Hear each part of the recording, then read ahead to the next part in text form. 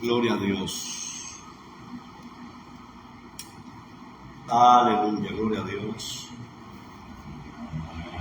Bendito sea nuestro Dios Todopoderoso. En esta hermosa noche, hoy lunes 17 del mes de noviembre de 2025. Llegamos a nuestro espacio como cada lunes.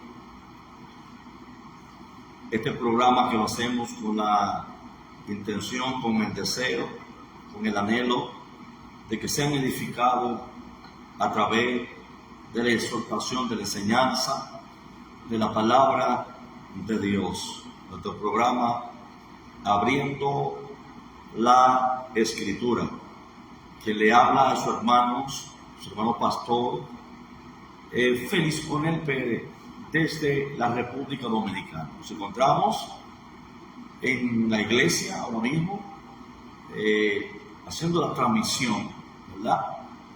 Cristiana en el corazón. Estamos en la capital de la República Dominicana, Santo Domingo. Como cada lunes tenemos un tema, hemos estado analizando varios libros en el transcurso de los tiempos, hace algunos años, y estamos ahora ubicados en el libro de Mateo, estudiando el libro de Mateo, por el capítulo 17, y hoy vamos a entrar en el versículo 14 en adelante.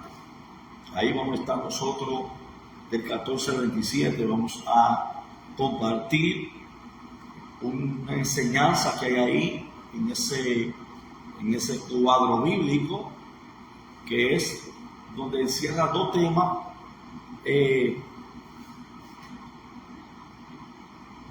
dentro de que el capítulo 17 tiene tres temas. En ese espacio del versículo 14 hasta el versículo 15, allí encontramos dos temas. En los versículos anteriores, desde el versículo 1 hasta el versículo 13, encontramos lo que es la experiencia que tuvieron en el monte de la transfiguración. Jesús y sus tres discípulos fue transfigurado y se reunieron allí con Moisés, con Elías, en una reunión. Allí encontramos donde Pedro, al ver la gloria de Dios, pidió que se hicieran 3 encramadas. Le dijo al maestro, sería bueno que se hicieran 3 encramadas. Para Pedro, el momento que se estaba viviendo, 3 encramadas significa, es igual a 3 tiendas, y tiene que ver con la fiesta de los tabernáculos, donde el pueblo tenía que colocar su tienda alrededor del tabernáculo, y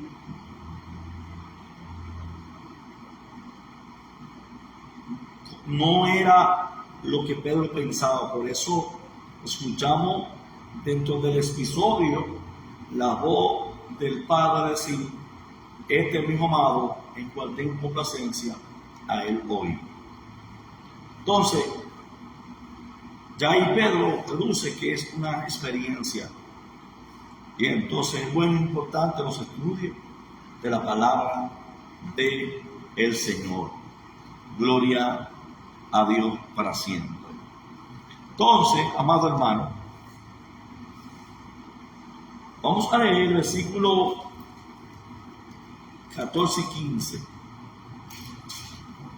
Dice así la Biblia: y cuando ellos llegaron al gentío, vino a él un hombre hincándose de rodillas y diciendo: Señor, ten misericordia de mi hijo, que es lunático y padece mentalmente, porque muchas veces cae en el fuego y muchas en agua. Y le he presentado a tus discípulos y no lo han podido sanar. Respondiendo Jesús le dijo: oh generación, aquí dice infiel y torcida en esta traducción, ¿cuándo tengo que estar? ¿Hasta cuándo tengo que estar con vosotros? ¿Hasta cuándo tengo que sufrir? Traedme acá. Y Jesús le reprendió y salió el demonio de él, y el hijo fue sano desde aquella hora. Nosotros, cuando escuchamos la palabra lunático, debemos poner por definición de un lunático, una persona que tiene cambios o que en cierto momento se comporta de manera alocada, se diloca. En un momento hace una cosa y otro momento hace otra. Y así definimos una persona lunática, una persona que actúa locamente. En un momento actúa de una manera y en otro momento actúa de otra manera. Un brusco de humor también se le conoce. En un momento se pone medio feroz y en otro cambia de aspecto. El padre, ¿qué podemos ver? Una solicitud. Un padre angustiado por un hijo atormentado. El padre de este joven lunático primero llegó a pedir oración a su discípulo, pero ellos no pudieron sanarlo. Primero, el padre había acudido a los discípulos que no estaban con el maestro cuando tuvo una transfiguración, porque solamente subió con 3 y de los 12 hubieron 9 que se quedaron sin estar en el monte, y aquellos 9 fue que él le llevó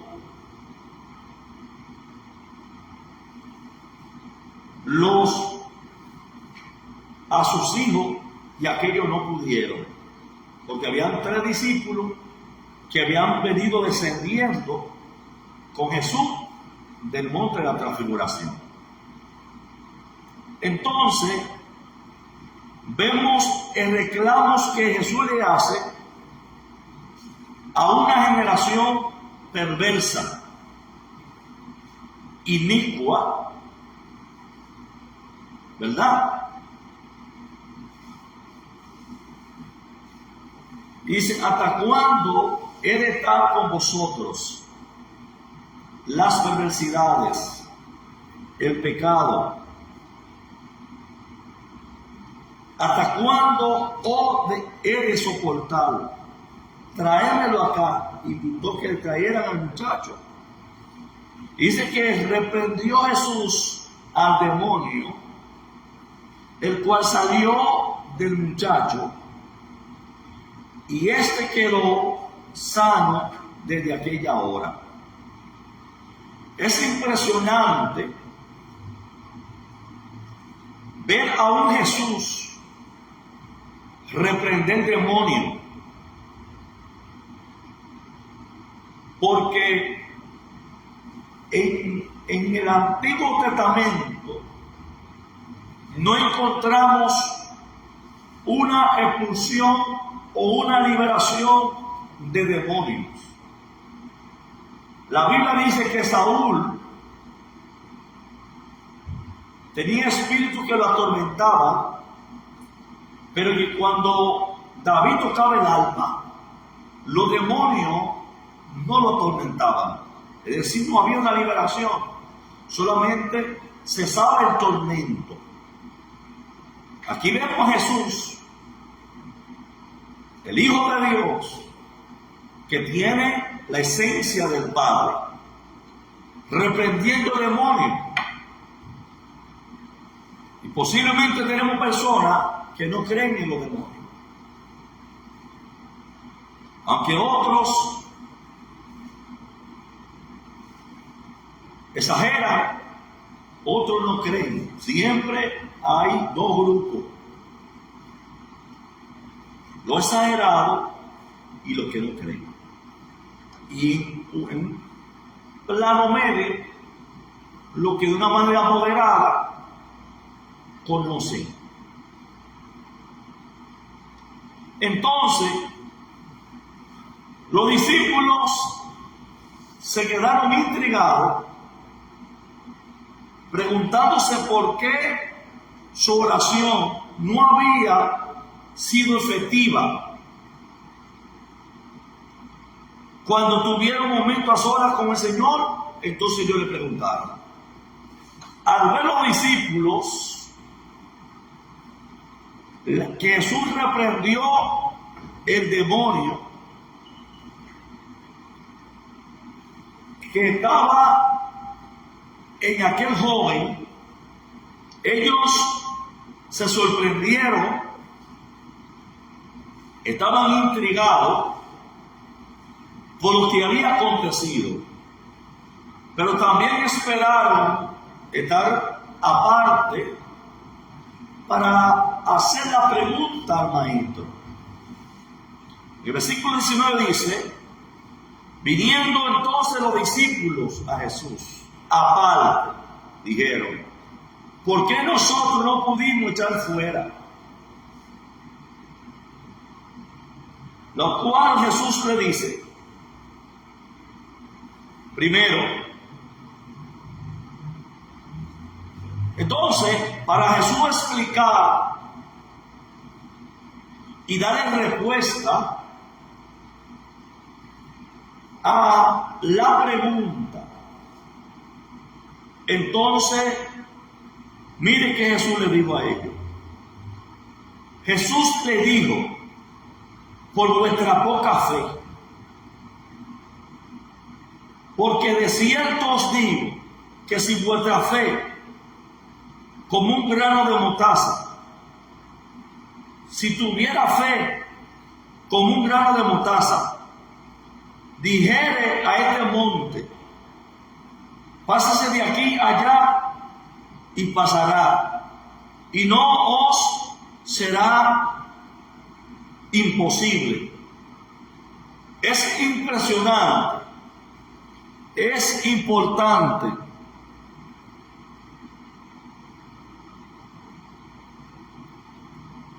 nosotros poder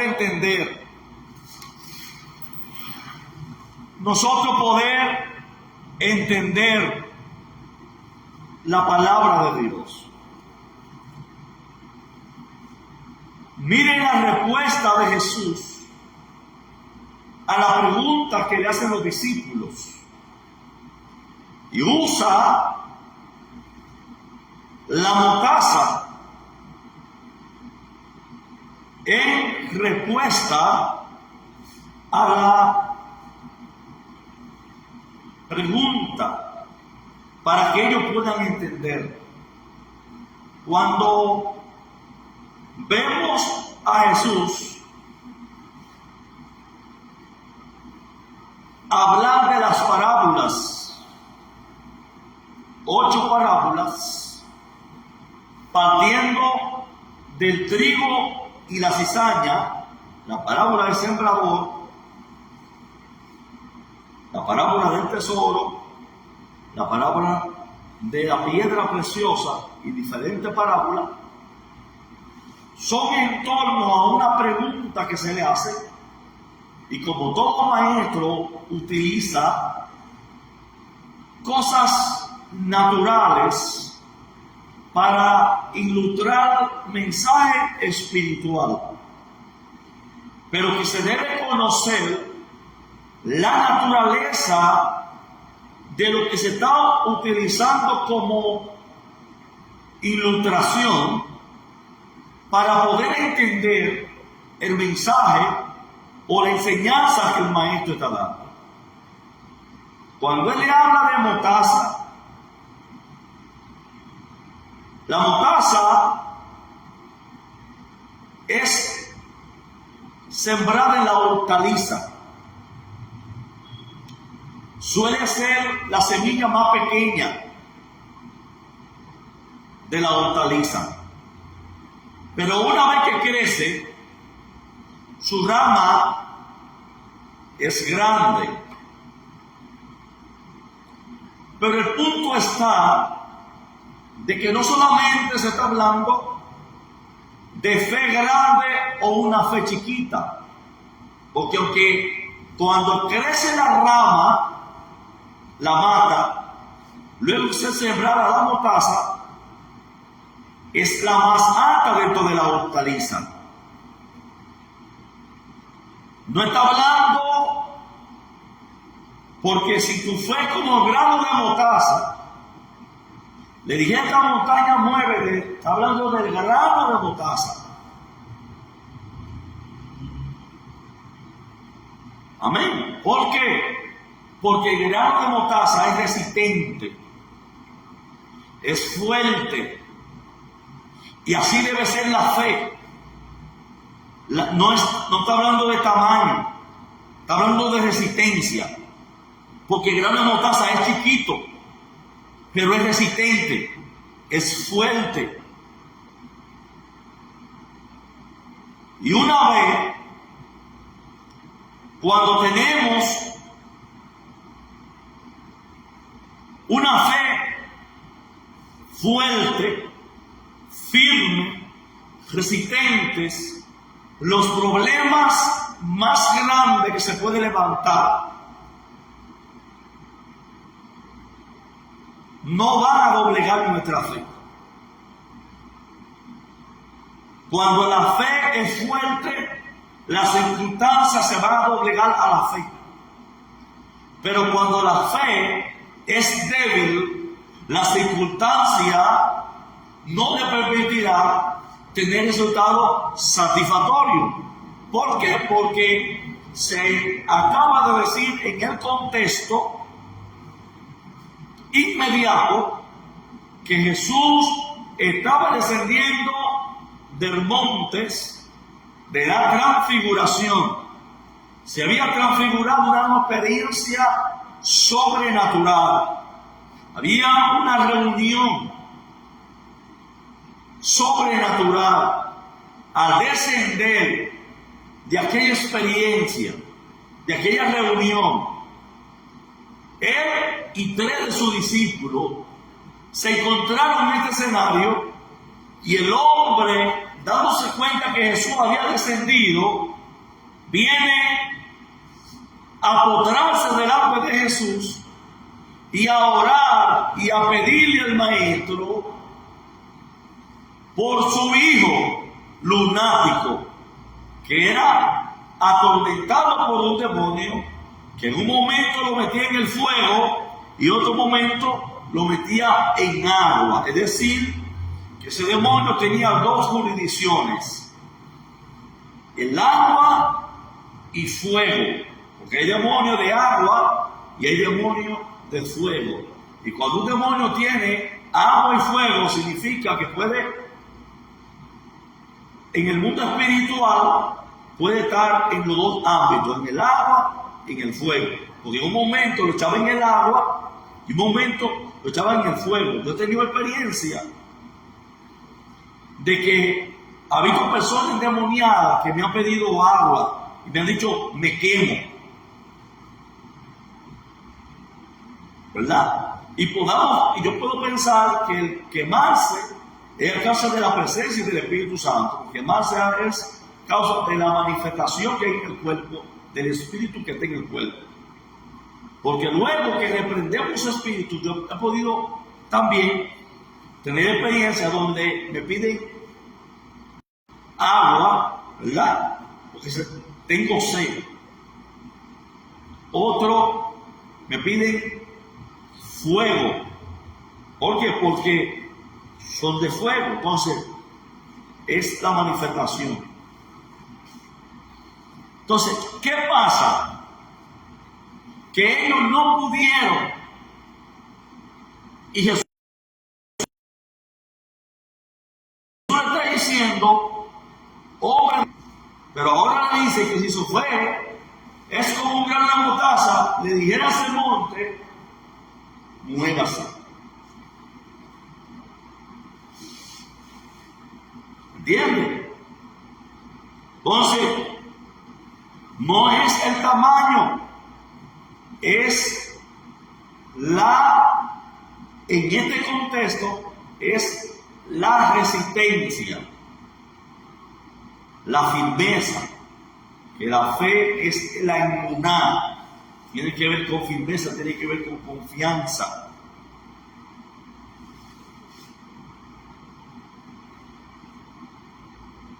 Entonces, Jesús le explicó dos principios de guerra espiritual y de liberación que se tiene que tener.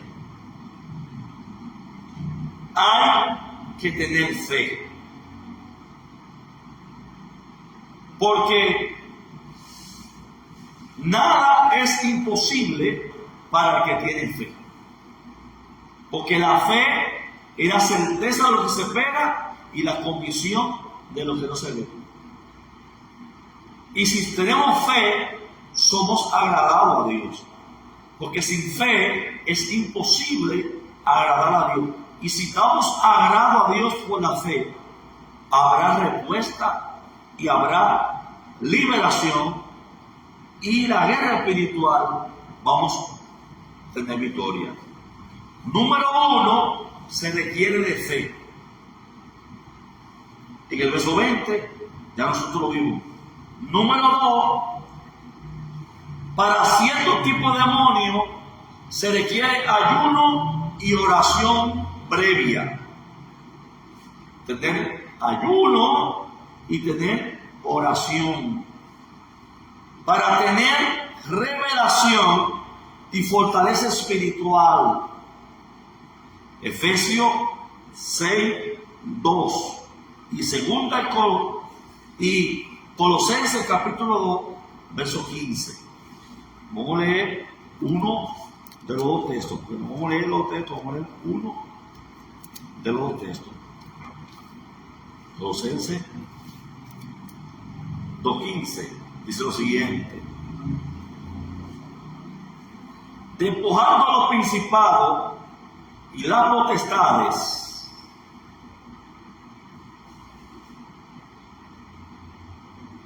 Él los exhibió públicamente, triunfando sobre ellos en la cruz. Por tanto, nadie os engañe en comida o que ya eso es. ¿Ven? Entonces, se requiere tener fe, se requiere tener ayuno y oración para poder echar demonios fuera.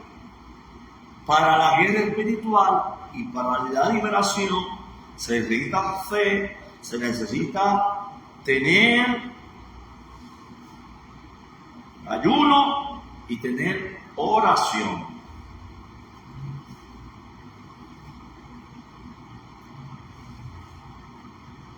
Mateo 17, 21 dice: pero este género no sale sino con oración y ayuno. Usted no puede orar por alguien cuando usted no ora por usted mismo.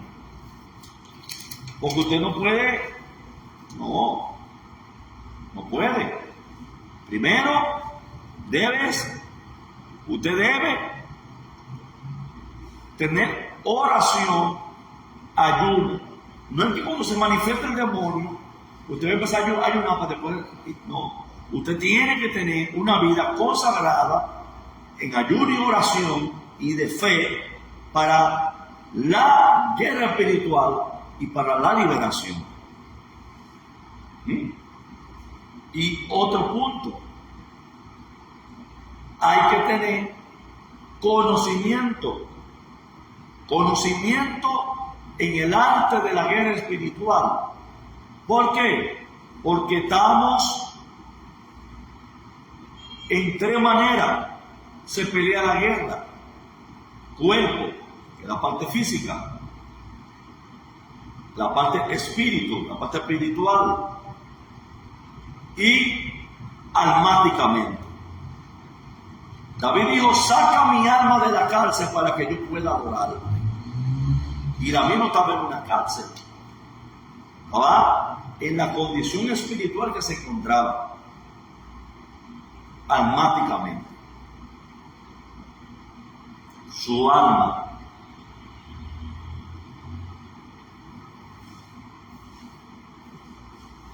Entonces,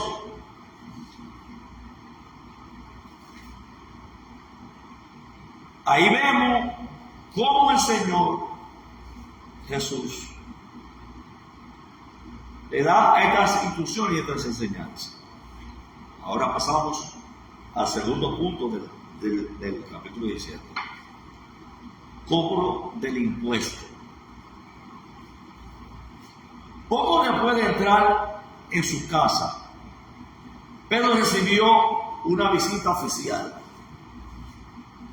Verso 24 dice: cuando llegaron a Capernaum, vinieron a Pedro los que cobraban las 2 dramas y le dijeron: vuestro maestro no paga las 2 dramas.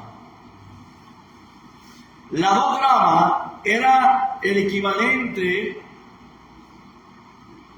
del medio shekel, que era la colaboración que todos israelitas debían aportar anualmente para los funcionamientos del templo, basado en los escritos del libro de Éxodo, capítulo 30, verso 13 al 16.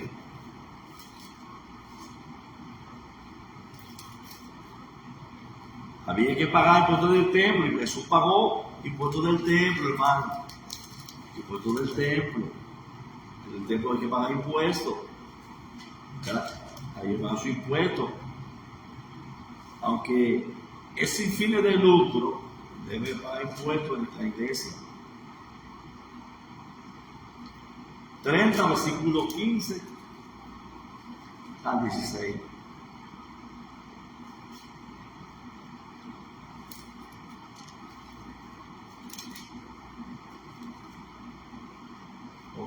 Vamos aquí.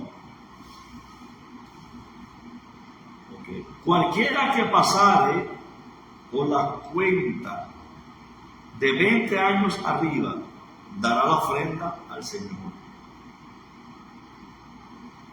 Ni el rico aumentará, ni el pobre disminuirá de medio ciclo cuando diere la ofrenda al Señor para hacer expiación por vuestro pecado. Y tomará de los hijos de Israel el dinero de la expiación y lo dará para la obra del tabernáculo de la consagración, y será memoria a los hijos de Israel delante del Señor para expiar los pecados. Entonces, ahí está. También está Romanos 4:3. Porque hay algunos de una vez que dicen, no, porque eso era más en el Antiguo Testamento. Porque cuando se le habla al ser humano de dinero, mira, de pagar impuestos,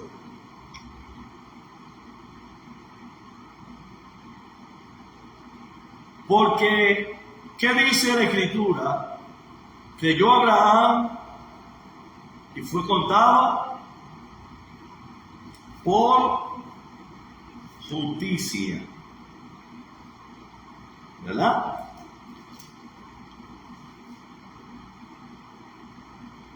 Y fue contado por justicia. Pero al que obra el salario como gracia, sino por deuda. Dios. Entonces, al mismo Jesús le fueron a cobrar impuestos. Y a Pedro dijeron, tu maestro no paga impuestos. ¿Y qué sucedió? Cuando los cobradores del templo llegaron a hablar con Pedro, no solo llegaron a cobrarle a él, sino también a Jesús. En ese momento Jesús no estaba allí, pero cuando llegó, Jesús abordó el tema antes que Pedro le hiciera. Y mire que dijo Jesús, versículos 25 y 26. Y al entrar él en la casa, Jesús le habló primero diciendo, ¿qué te parece, Simón? Los reyes de la tierra, de quien cobran los tributos o los impuestos, de su hijo o de los extraños.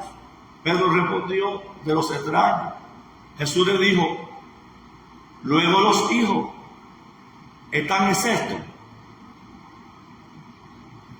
Con esta pregunta Jesús estaba llegando a la conclusión que como hijo de Dios no debería pagar el impuesto al templo. Sin embargo, Jesús se dispuso a pagarlo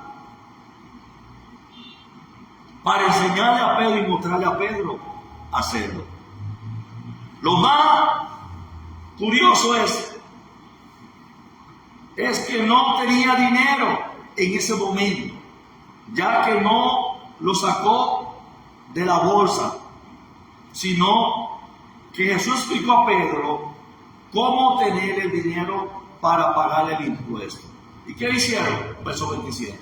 Sin embargo, para no ofenderle, ve al mar y echa el anzuelo. Y el primer pez que saque, tómalo. Y al abrir la boca hallará un metaldero, tómalo y dáselo por mí y por ti, 2 dracmas. Y pagó 2 dracmas, una por Pedro y una por Jesús, el Hijo de Dios. De nuevo vemos cómo el milagro de la multiplicación se manifiesta en el ministerio de Jesús. Vemos que el Señor nos llama a dar lo que tenemos. Y lo que Pedro tenía en su habilidad para pescar, Jesús puso sacar una moneda de la manga. Porque ¿qué es lo que hacía Pedro? Pescar. Entonces, ve allí, tire al suelo, pesca un pez y tú encontrarás la moneda para pagar impuestos dentro de la boca del pez. Usando lo que Pedro hacía anteriormente para tener recursos y pagar el impuesto, que era la habilidad de Pedro.